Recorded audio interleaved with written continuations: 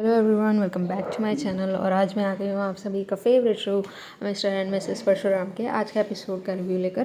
तो आज के एपिसोड की शुरुआत में हम देखते हैं कि करण कुलकर्णी वहाँ चिंटू के पास आया होता है फुटबॉल ग्राउंड में, और वो उससे बोलता है कि मैं भी तुम्हारे साथ खेलूँगा। तो वो कहता है कि ना आप खेल नहीं पाओगे, आप दौड़ नहीं पाओगे।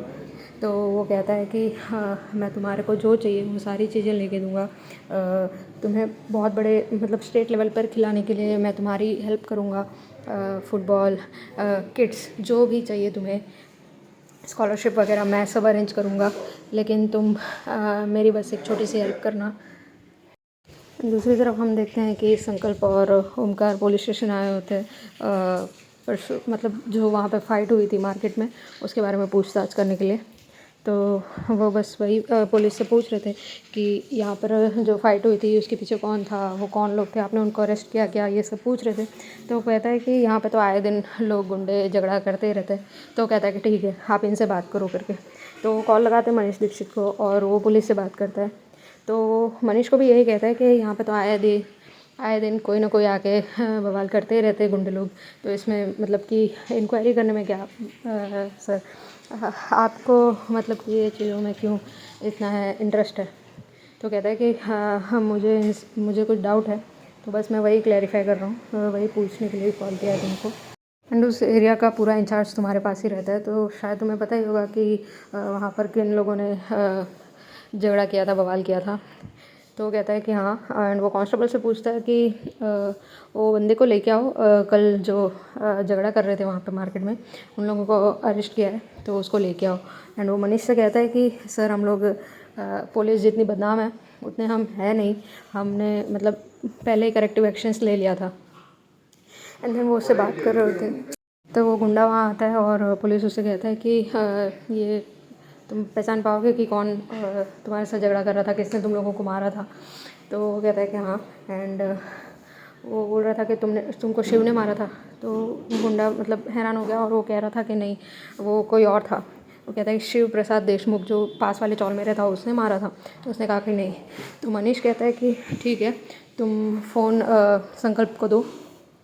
एंड वो कहता है कि तुम शिव प्रसाद का फ़ोटो दिखाओ उसको और पूछो क्या उसने मारा था। एंड तब वो संकल्प ओमकार को बोलता है और वो फ़ोटो दिखाता है उसको, और वो पूछता है कि क्या इसने तुम्हें मारा था। तो वो गुंडा पहचानने से इनकार कर रहा था। दूसरी तरफ हम देखते हैं कि चिंटू को करण कुलकर्णी कहता है कि तुम कोर्ट नहीं आओगे, तुम मेरी बात मानोगे तो मैं तुम्हें स्कॉलरशिप के लिए मैं तुम्हारी बहुत ज़्यादा हेल्प करूँगा। और तुम अभी तो छोटे बच्चे ही हो, तुमको तो और ज़्यादा चीज़ें अपनी लाइफ में अचीव करना है। तो आराध्या भी उसके पास जाके बैठ जाती है और वो कहती है कि मैं तो तुम्हारी मासी हूँ ना, मुझे मतलब कि मेरी पूरी लाइफ इन पर डिपेंडेंट है। आप प्लीज़ इनके आगे गवाही देने के लिए कोर्ट मत आना, इनको प्लीज़ छोड़ देना। तो चिंटू कहता है कि आप तो घर पे गए थे ना मौसी, मम्मी ने क्या कहा आपसे, वही मेरा भी डिसीजन है। आप लोग तो वहीं से आ रहे हो, डरा धमका के आ रहे हो, तो फिर मुझसे क्यों वापस पूछ रहे हो आप ये सब। वो बोलता है मैं तो कोर्ट जाऊंगा ही और जो सच हुआ है मैं वही बोलूँगा। एंड कबीर और बाकी सब लोग उस पर बहुत ज़्यादा गुस्सा डर पैदा करने की कोशिश कर रहे थे उस पर। एंड दूसरी तरफ हम देखते हैं कि वो गुंडे उसका शिव का फ़ोटो पहचानने से इनकार कर रहे थे कि उसने उन्हें नहीं मारा है, क्योंकि वो गुंडे पहले से डरे हुए होते जिस तरह से शिव ने उन लोगों को मार्केट में मारा पीटा था। तो वो मना करते थे। एंड देन वो पुलिस भी मनीष से कहता है कि ठीक है सर, आपने जो काम बोला था वो हो गया। एंड उसके बेटे लोग वहाँ से निकल जाते हैं। तभी वहाँ शिव आता है और उस गुंडे को धमकाता है कि तेरा मुंह कहीं नहीं खुलना चाहिए, और अगर खुल गया तो फिर रिवॉल्वर ही काम करेगा, और तुम बचने की कोशिश की है यहाँ से तो मैं सीधा एनकाउंटर करूँगा। एंड देन वो पुलिस को बोलता है थैंक यू सर, आपने मेरी हेल्प की। एंड वो गुंडों को भी बोलता है कि तुम्हारा मुंह किसी के सामने भी नहीं खुलना चाहिए, वरना ये पूरा केस फ्लॉप हो जाएगा। ये केस जब तक चल रहा है, ये केस जब तक सॉल्व नहीं होता तब तक तुम लोग यहाँ से कहीं नहीं जाओगे। एंड वो पुलिस को भी बोलता है कि तुम देख लेना कि यहाँ से बच नहीं पाए। एंड देन तभी शालिनी का कॉल आता है। तो वो कहता है कि मैं फुटबॉल ग्राउंड में हूँ, बस बच्चों के साथ खेल रहा था। एंड वो उन गुंडों को धमका के वहाँ से चला गया। एंड दूसरी तरफ हम देखते हैं कि मनीष कहता है मल्हार दीक्षित से कि जो करण कुलकर्णी कह रहे थे उनका शक शायद गलत था, तो मल्हार ने पूछा कि क्या क्या क्या बोल रहे थे करण कुलकर्णी। तो वो कहने ही वाला था कि वो समझते हैं कि परशुराम ही शिव प्रसाद देशमुख ही परशुराम, बट वो फिर रुक जाता है और वो कुछ बोलता नहीं है। एंड देन वहाँ से उनकी लड़कियाँ आती है और वो पूछती है क्या हुआ डैड, आप लोग मतलब क्यों परेशान हो, एंड सिर्फ जीजू की बातें क्यों चल रही है अपने घर पे। तो वो फिर शालिनी को कॉल करता है और वो पूछता है कि तुम्हारा हस्बैंड कहाँ है। तो कहती है कि वो बाहर गए हैं। तो बोलता है कि मुझे उनसे बात करनी है। तो पूछते हैं कि क्या बात करनी है। तो मनीष कहता है कि मुझे प्राइवेट बातें करनी है। तो वो बोलती है कि ठीक है, वो आएंगे तो मैं बात करवा दूँगी। तो वो बोलता है कि ठीक है, वो आया तो बात करवाना, लेकिन ये बहुत इंपॉर्टेंट चीज़ है।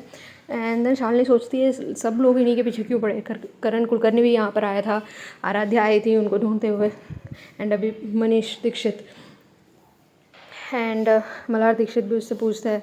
एंड उसकी बेटियाँ भी बोलती है अगर करण कुलकर्णी अंकल का कोई डाउट है तो वो सही ही हो सकता है। एंड देन दूसरी तरफ हम देखते हैं कि कबीर बहुत ज़्यादा गुस्सा हो जाता है। वो चिंटू को बनाने की बहुत ज़्यादा कोशिश करते हैं, लेकिन चिंटू उसकी बात नहीं मानता। तो वो फुटबॉल लेकर चिंटू की और फेंकने ही वाला था, तब तक वहाँ परशुराम शिव आ जाता है एंड वो उस फुटबॉल को पकड़ लेता है अपने हाथों से और वो कहता है कि तुम ये क्या गुंडागर्दी कर रहे हो। एंड वो बोला मैं करूँगा तो तुम क्या कर लोगे। तो शिव उसको 3-4 लाफे मारता है। तब करण कुलकर्णी और आराध्या रोकने की कोशिश करते हैं। तो वो कहता है कि आप लोग अपने पावर का कितना ज़्यादा मिसयूज़ कर रहे हो, आप लोग किस तरह के इंसान हो।